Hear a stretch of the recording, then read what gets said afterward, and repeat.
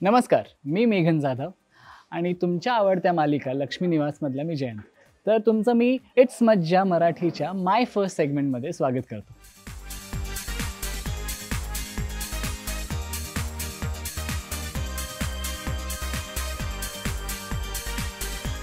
First self gift I think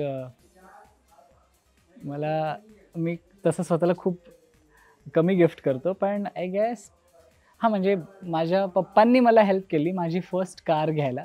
so I will say की माझी गाडी जी आता चालवतो ती माझी सेल्फ गिफ्ट आहे. पहिला पाहिलेला चित्रपट तर आय थिंक लहानपणी जुरासिक पार्क बघितलेला. अगदी मी म्हणजे 3 वर्षाचा होतो आणि मला आजही आठवतं मम्मी बोलायची की मी घाबरून असं करायचं.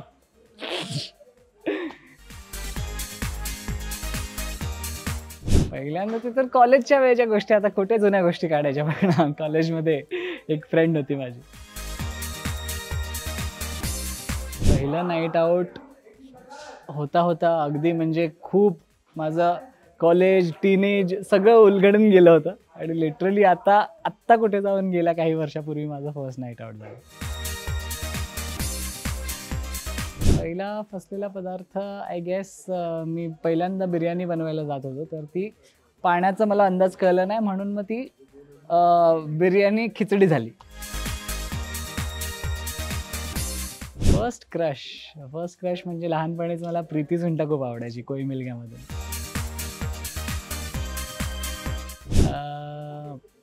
मला म्हणजे लहानपणापासूनच मी काम करतोय या इंडस्ट्रीमध्ये, म्हणून मला तशी बरेच लव्ह लेटर्स यायचे. तर मी आज सच लिहिलं नव्हतंच अगदी वयाच्या 24-25 पर्यंत, पण त्याच्या आधी मला 16-17 वर्षापासून लव्ह लेटर्स मिळतात.